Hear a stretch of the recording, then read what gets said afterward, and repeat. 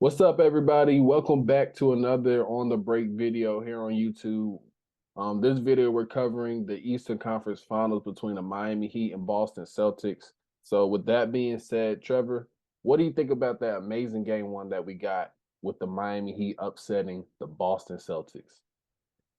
Honestly, there's a lot of different angles that you can go through to look at this. I'm gonna start with the Miami Heat because let's start off, with the team that actually came out and won the game.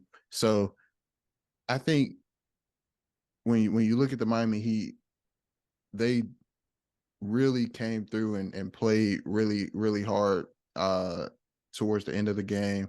They fell they fell behind at the beginning of the game. I know a lot of people were probably expecting that.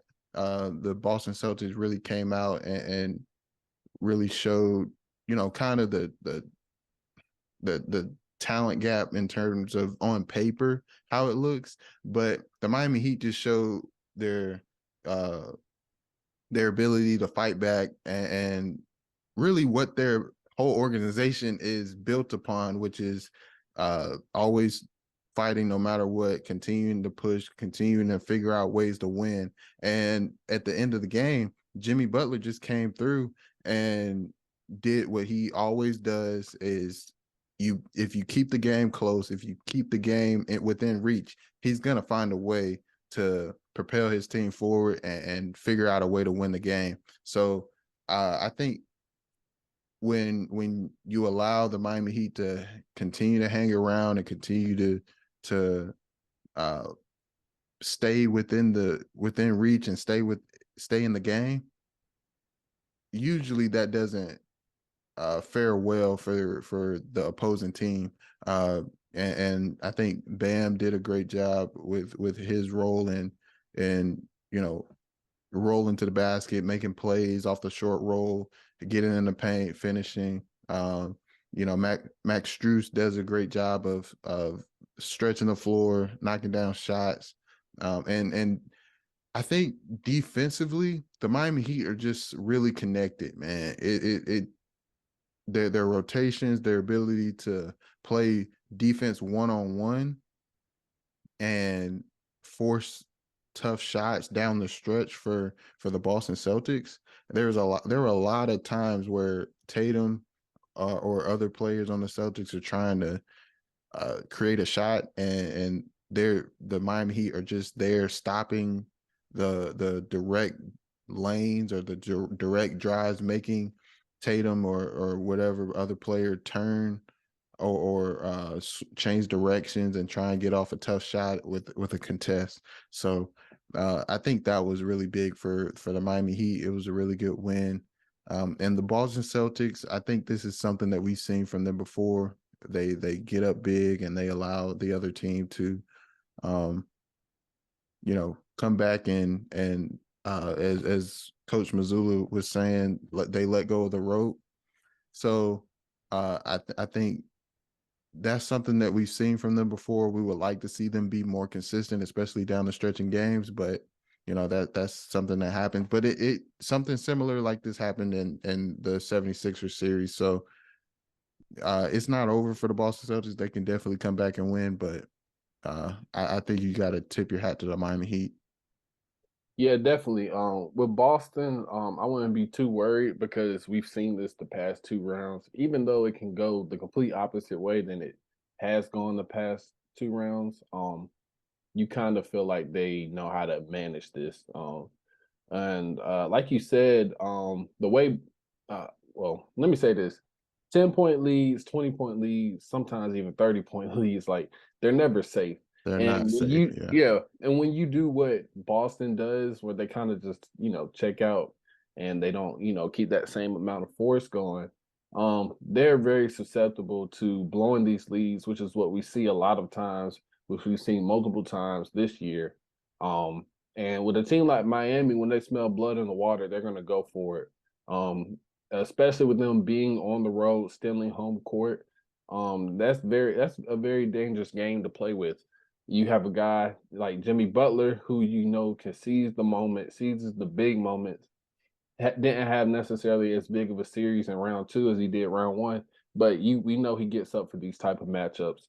Um, Especially with last year. I mean, it's the same team that they played the Eastern Conference Finals, pretty much the same situation. Only thing that switched is the home court advantage. So Miami already believes that they can beat you. This is pretty much the same two rosters from the last year. So you're not going to be able to just play with your food and mess around. Um, Big talk has been about Jason Tatum and him not really, grasping the opportunity and taking lead. I honestly thought Jason Tatum had a pretty good game. The only issue I have with Boston is their late game execution and down the stretch, how they seem to kind of fall apart. Reoccurringly. I feel like it's kind of a lack of focus, is what I would call it. But this is something that they're gonna have to tighten up because Miami, like you said, they're very well poised and they are together on both ends of the ball. You mentioned their defense and their rotations. With the way they play defense, and the way that Boston plays offense, it's not a lot of moving actions or things like that. It's pretty much spaced out basketball.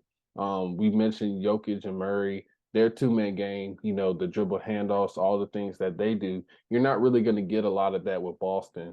It's a lot of drive and kick action, and with good one-on-one defenders like Miami, um, if you put yourself in a hole and get them on a rhythm offensively, and they're still playing good defense, then it's going to be kind of hard for you to overcome that. So, a big thing for them is to get this game two back. I do think they're very capable if they were to go down 0-2 to go get two games in Miami because that's just how Boston has operated. They've been a way better away team than they have been a home team for some reason.